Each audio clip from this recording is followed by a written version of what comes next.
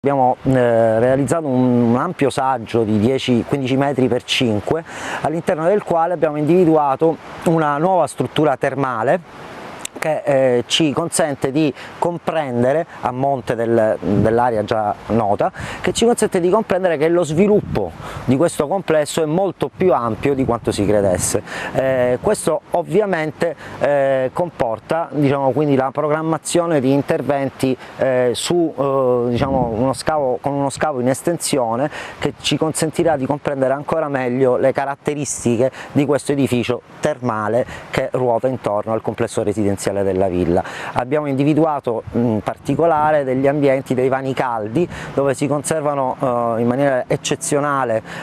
tutti i sistemi di riscaldamento dei vani, quindi le sospensure, le pile che costituivano appunto le intercapedini del passaggio dell'aria calda, che consentiva di riscaldare questi vani e renderli quindi fruibili. Un progetto che è molto ambizioso, perché mira a ricostruire le fasi quindi storiche della villa, le fasi di frequentazione, di utilizzo, e a chiarire molte delle domande che sono rimaste aperte dagli scavi precedenti. Come dicevamo, proseguono le attività di indagine che già avviate l'anno scorso, che ci hanno permesso di delineare una storia della villa molto più complessa di quella che già gli scavi degli anni 80 del secolo scorso avevano delineato, con fasi di frequentazioni, riprese, riutilizzi, quindi fino in età tardoantica, che erano poi in realtà rimasti un po' all'oscuro nelle indagini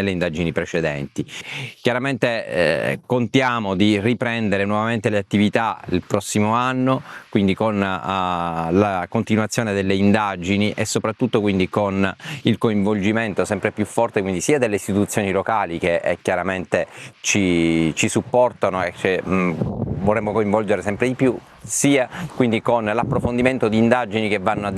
diventano sempre più mirate, quindi alla risoluzione di questioni quindi cronologiche, che diventano importanti per chiarire il passato di questo meraviglioso sito. Villa Romana è un sito sul quale abbiamo dedicato le nostre attenzioni, non solo nella riapertura avvenuta alcuni anni fa, nella gestione, ma soprattutto per poter offrire ai visitatori un luogo incantato, e da questo punto di vista anche l'approfondimento scientifico non l'abbiamo fatto mancare, così come lo scorso anno. Quest'anno abbiamo ripreso gli scavi con il CNR di Catania e abbiamo anche lì avuto delle meravigliose scoperte, a testimonianza che l'impegno in convenzione con altri istituti scientifici che